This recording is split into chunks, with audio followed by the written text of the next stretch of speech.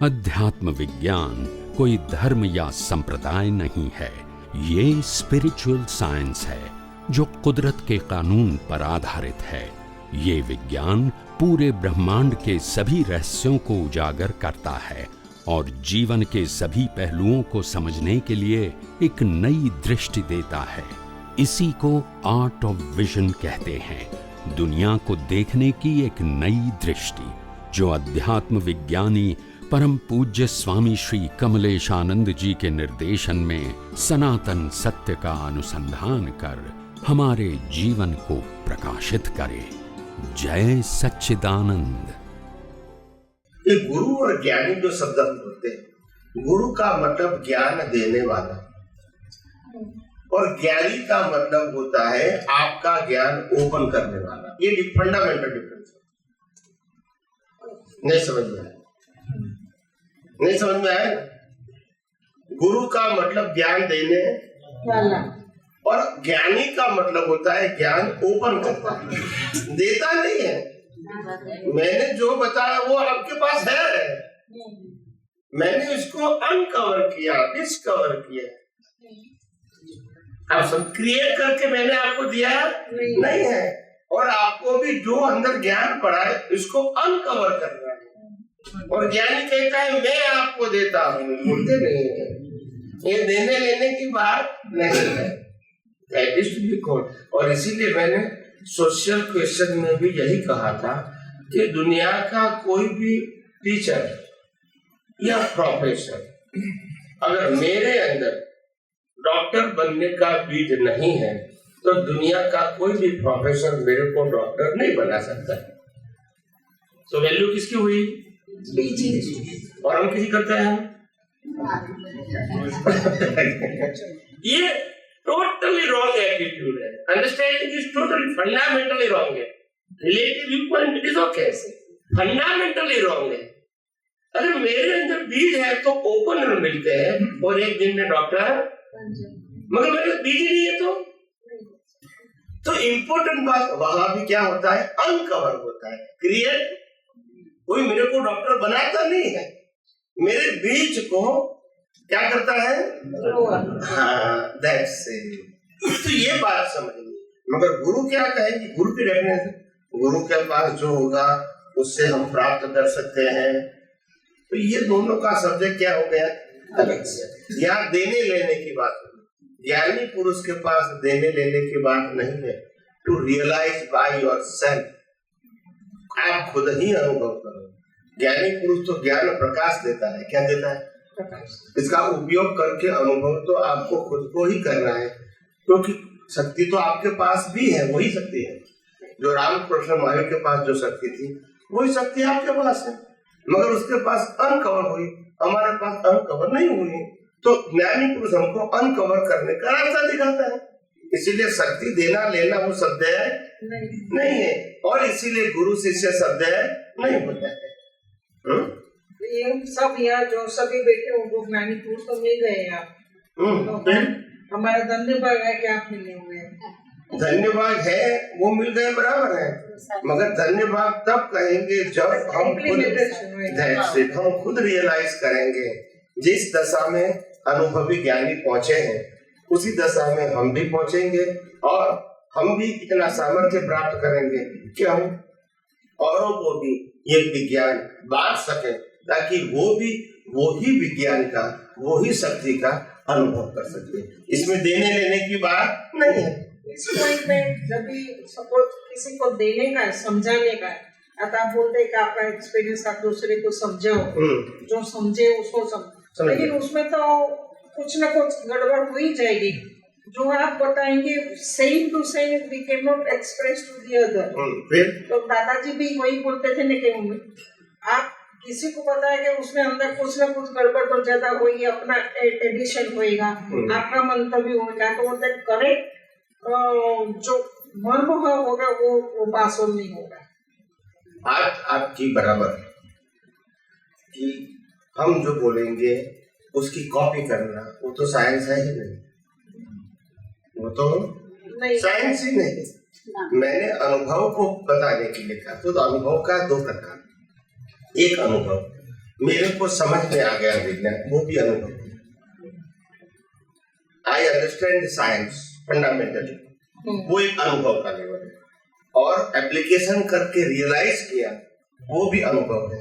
मगर वो अल्टीमेट पहले समझ में तो आना चाहिए ना, तो समझ में आना वो पहला अनुभव है, और एप्लीकेशन हो के अनुभव होना वो अल्टीमेट अनुभव है। तो ये प्रक्रिया है।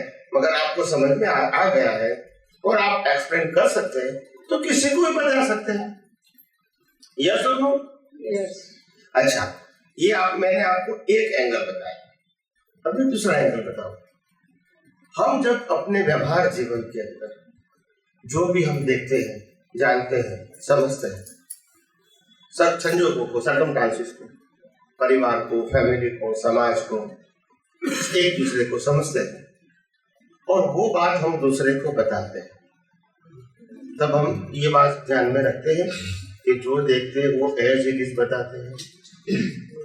अच्छा, वो भी मालूम है कि एज इट इज नहीं बताते हैं, फिर भी हम दूसरे की बात सुनते भी है और वो ट्रांसफर भी करते हैं। वहां ये कानून लागू नहीं होता है कि बराबर नहीं होगा। अभी हंसेंगे, सब हंसेंगे। जितना भी कानून लागू होगा वो धर्म में ही होगा, समाज में सब छुट्टी।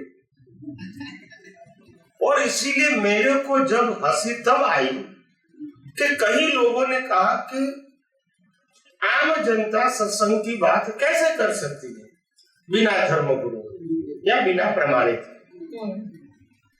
तो बिना धर्मगुरु या बिना प्रमाणित व्यक्ति सत्संग की बातें कैसे कर सकते हैं? तो मैंने कहा सत्संग की बातें नहीं कर सकते, ऐसा आप बताते हैं, तो कुसंग की बातें तो कर सकते हैं ना, उसमें सर्टिफिकेट की जरूरत नहीं है ना। तो सत्संग करे अच्छा या कुसंग करे अच्छा? जो भी कहेगा, जितना भी कहेगा, मगर सत्संग करेगा वो अच्छा है कि जो भी करेगा, जितना करेगा, कुसंग करेगा वो अच्छा है? जितना भी आता है सत्संग तो करे, जितने भी समझ है, उसमें क्या वो पेमेंट लेता है? कुसंग से तो अच्छा है। तो ये सोच जो है और इतनी घर कर गई हमारे समाज में कि सत्संग कर ही नहीं सकते हैं, धर्म की बात बता ही नहीं सकते हैं, अनुभव तो बोल ही नहीं सकते हैं, यानी इतना रिस्ट्रिक्ट कर दिया। और मैं सभी प्रकार के रिस्ट्रिक्शन को तोड़ना चाहता हूं। और इस दुनिया के अंदर मुक्तता से आप बात करो। हाँ, आपका कोई निजी स्वार्थ नहीं होना चाहिए। बाकी किसी को भी बताओ, हो सकता है कि आपकी बात के प्रेजेंटेशन परफेक्ट नहीं भी हो सकता है, मैं मानता हूं, मगर आपकी नियत साफ होनी इतना जरूरी है। और ये भी मत मानो जितने भी धर्म के वक्ता होते हैं जो स्टेज ऊपर बात करते हैं वो 100% सही प्रेजेंट करते हैं, वो हम भी नहीं मानते। और इसीलिए कोई नई बात है, इसीलिए कोई नई बात है, तो ये तो कॉमन बात है। और इसीलिए स्टैंडर्ड होता है। क्या होता है? ऐसे अलग अलग व्यक्तियों में भी स्टैंडर्ड होता है, ऐसे एक व्यक्ति के अंदर भी डेवलपमेंट स्टैंडर्ड वाइज होता है। आज मैं बात करूंगा और 25 साल पहले बात किया था, उसमें स्टैंडर्ड डिफरेंस ही होगा।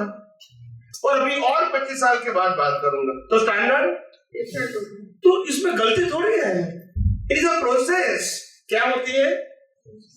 अलग अलग व्यक्तियों का भी स्टैंडर्ड अलग हो सकता है और एक व्यक्ति का अलग अलग समय का स्टैंडर्ड भी अलग हो सकता है। तो ये तो प्रक्रिया है। तो आज किसको समझाया आपने, मानो कि सही तरह नहीं एक्सप्रेस कर पाए, कोई बात नहीं, प्रयास करते रहो, धीरे धीरे आप सफल होंगे। प्रैक्टिस आपको परफेक्ट बनाएंगे। मगर करेंगे ही नहीं, बताएंगे ही नहीं, डरते ही रहेंगे, मतलब क्या है? तो मेरा कहने का मतलब अगर रिस्ट्रिक्शन लाना है तो कुसंग के ऊपर लाओ, सत्संग के ऊपर क्यों लाते हो? हर बातों में, एक बात नहीं है, हर बात में ऐसा भाई तुम यहाँ संस्था में आए, अभी ये धर्म को मानते, ये गुरु को मानते, ये भगवान को मानते हैं, अच्छी बात है। अभी वो गुरु के पास नहीं जाने का, वो धर्म के पास नहीं जाने का, वो भगवान को नहीं मानने का, वो संस्था में नहीं जाने का, वाह क्यों रिस्ट्रिक्शन खड़ा करते हो? वो कहेगा तुम यहाँ आओ, यही गुरु को मानो, यही भगवान को मानो, यही संस्था को मानो, यही धर्म को मानो। इसके अलावा पिक्चर, नाटक, सिनेमा, होटल जाने की जरूरत, जा सकते हो, नो परमिशन। बोलते आके ना तो बोलो, कोई रोकेगा आपको? तुम कहेंगे मैं 5 स्टार में जाता हूँ, कौन सा धर्मगुरु बताएगा नहीं जा सकते हो? बताइए मेरे को। तुम थिएटर में जाओ फिल्म देखने, मना करेंगे? नहीं करेंगे। तो ये सोच ही कितनी गिरी हुई है, हमको समझने की जरूरत है। हम ऐसी बात को क्यों स्वीकार करते? भले वो बोले, स्वीकार क्यों करते हैं? नहीं, कहने का मतलब ये था कि जो आप बोल रहे हैं, आप जो समझा रहे हैं, एग्जैक्ट वर्ड कुदरती रचना, ये सब main thing same to same भले नहीं आए। मुझे किसी को समझाना है, मैं नहीं समझा, क्योंकि आपकी लेवल, मेरी लेवल, मेरा प्रेजेंटेशन, आपका प्रेजेंट, आप आपके लेवल से प्रेजेंट कर सकते हो, लेकिन सेम नहीं आएगा। जैसे उसमें सेम किसने कहा? कुछ ना कुछ तो और एक वही मीनिंग और मैसेज आ जाना चाहिए, दैट्स इट। वर्ड्स की कॉपी नहीं करनी है। कॉपी का मतलब नहीं है उसमें। मैं ये मेरा ओपिनियन, मेरे मंतव्य है, इतने सालों से ये जो ग्रंथ लिखा, उसमें से कितना अपभ्रंश हो के आज का धर्म का कहाँ आके बैठा है। पहले तो उन्होंने सब सोचा भी नहीं होगा और लिखा भी नहीं होगा, फिर भी आज जो ओरिजिनल है वो सेम टू सेम तो है ही नहीं। तो मेरा मतलब बोलने का ये, कहना का ये कि आप जो बोल रहे हैं कि आप जब दूसरे को किसी को समझाओ या एक्सप्लेन करो, लेकिन उसमें भी नॉट 10 साल में, 15 साल में, लेकिन 50 साल में तो उसमें कुछ ना कुछ एडिशन होता ही रहेगा। नहीं तो वक्ता का भी समय समय पे एक्सप्लेन करते करते ऑपरेशन होता जाएगा। मैंने पहले भी कहा, मेरी भी बात मैंने यही कही कि आज से 25 साल पहले मेरा प्रेजेंटेशन अलग था, आज अलग है, और 25 साल के बाद भी अलग होगा। अलग मतलब अपग्रेडेशन। गलत, वो भी गलत नहीं था, ये भी गलत नहीं, वो भी गलत नहीं है, मगर अपग्रेड तो होता रहता है ना। ऐसे हर व्यक्ति जब समझ जाता है तो प्रेजेंट करेगा, तब धीरे धीरे उसमें करेक्शन आएगा, शार्पनेस आएगी, परफेक्टनेस आएगी, धीरे धीरे आएगी, एकदम नहीं आएगी। तो मैं मानता हूँ कि चलो भी उन्होंने विलिंगली एफर्ट किया, वही ना। ये नहीं जरूरी है कि सामने वाले व्यक्ति समझ ही जाए, वो जरूरी नहीं है। वो सनातन, जो बेसिक सनातन की थीम है, उसमें अपग्रेडेशन तो कैसे होएगा? उसमें तो अपग्रेडेशन का कोई चांस ही नहीं है। मैं प्रेजेंटेशन की बात कर, तो प्रेजेंटेशन में से अपग्रेडेशन कैसे होएगा? प्रेजेंटेशन का मतलब होता है सरल भाषा, सिंपल एग्जाम्पल। जैसे हमारे धर्मों के अंदर कर्म फल की बात बताई है, हमारा जीवन हमारे कर्मों के फलस्वरूप। ऐसी बात बताइए, ये मेरे कर्मों का फल है, ये बात हम बचपन से सुनते आ रहे हैं। तो एक जीवन को कर्म के फल स्वरूप बताने का हमारे धर्म गुरुओं का एक उद्देश्य था। वो उद्देश्य को फिर दादा भगवान ने व्यवस्थित शक्ति के अंदर ट्रांसफर कर दिया। मीनिंग तो वही रहा, मगर प्रेजेंटेशन डिफरेंट रहा। वही बात को मैंने कुदरती कानून और कुदरती नियम किया है। That is be called upgradation. इसमें रॉन्ग राइट की बात नहीं है, धीरे धीरे परफेक्शन आता है। क्या आता है ये मैं बताना चाहता हूँ। पहले जो कहा वो भी गलत कहने का इंटेंशन नहीं था उनका, मगर जो उनको समझ में आया वो लोगों को बताया। अभी दादा भगवान को जो अनुभव है वो लोगों को बताया, मेरे को जो अनुभव है मैंने बताया। आखिर हमारा सबका कहने का मतलब तो एक ही है कि ये अवस्था को आप इस प्रकार से समझो, चाहे उसको उदय कर्म समझो, चाहे उसको व्यवस्थित समझो, चाहे उसको कुदरती रचना समझो, तो बात तो एक ही है। प्रेजेंटेशन में अपग्रेडेशन आता है, रॉन्ग राइट नहीं होता है। और जितना प्रेजेंटेशन अपग्रेडेशन का होता है, इतना समझने वाले को इजी हो जाता है। क्या हो जाता है? और जितना लो होता है वो डिफिकल्ट होता है। जैसे आप कहोगे कि ये सब हमारे कर्मों का फल है, धार्मिक बात करता हूँ, ये हमारे कर्मों का फल है, तो फिर बात ये आएगी तो फिर कर्म किसको कहेंगे? तो वहां डेफिनेशन नहीं है धर्म में, तो फिर यानी वो बात की कोई वैल्यू। आप कर्म फल किसको कहेंगे, कर्म किसको कहेंगे, उसकी लाइन ऑफ डिमार्केशन नहीं है धर्म में, और इसीलिए कंफ्यूज बात है। क्या है? अभी दादा भगवान ने व्यवस्थित शक्ति कहा कि मन वचन काया की अवस्था मात्र कुदरती रचना है, तो ये उन्होंने व्यवस्थित शक्ति के आधार से सब कुछ बता दिया, ये सब कुछ व्यवस्थित है। उसके बाद भी जब उन्होंने क्रिया को पुरुषार्थ बताया तो फिर लोगों को समझ में नहीं आया कि आखिर व्यवस्थित क्या है और क्या नहीं। अगर मन वचन काया की अवस्था मात्र कुदरती रचना है तो फिर मन वचन काया से होती हुई क्रिया को पुरुषार्थ क्यों बताया? फिर सुनने वालों को क्या हो गया? यही तो मैं बात करता हूँ। हालांकि उनको गलत कहने का उद्देश्य नहीं था, मगर क्योंकि सर्कमस्टेंसेस क्या बताया तो उसको ये बताना पड़ा। अभी मैंने उसके आगे सिर्फ साइंस ही बताना है, दुनिया समझे या न समझे, इस प्रकार की मैं सोच लेकर आया हूँ। तो मैं साइंस के अलावा कुछ बताता नहीं हूँ। तो लोगों को धीरे धीरे समझ में आता है कि वास्तव में मन वचन काया क्या है और पुरुषार्थ का पोर्शन क्या है। वो धीरे धीरे क्या हो जाता है, ग्रास्प होता है। पहले ड्युअलिटी हो गई थी और कंफ्यूजन था, जो ज्ञानी पुरुष ने दूर करने का प्रयास किया, फिर भी लोग नहीं समझे, तो फिर वो रिचुअल दे दिया, तो फिर ड्युअलिटी हो गई। और अभी मैं भी ऐसी बात करूंगा तो क्या होगा? फिर वही होगा ना। तो ये अपग्रेडेशन है ना। उनका कहने का इंटेंशन गलत था और जिसने कर्म का फल बताया वो भी गलत नहीं था, मगर क्लैरिटी नहीं थी। क्या नहीं थी?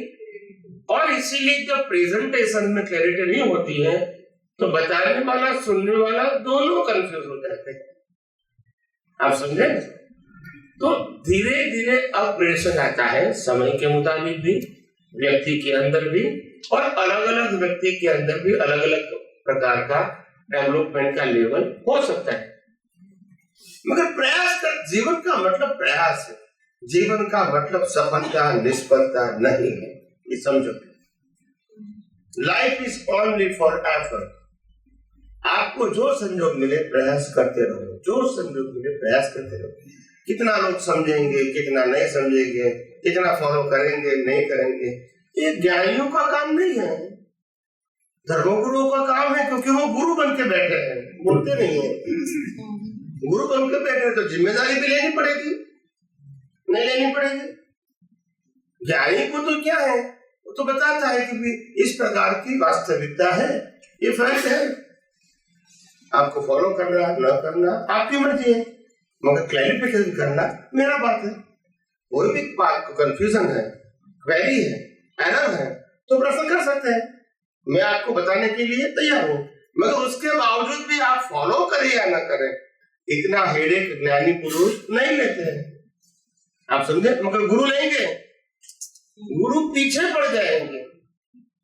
मैंने तुमको कहा था 5 समय क्यों नहीं किया, खड़े हो जाओ, अभी 2 दिन नहीं खाने का। गुरु है ना,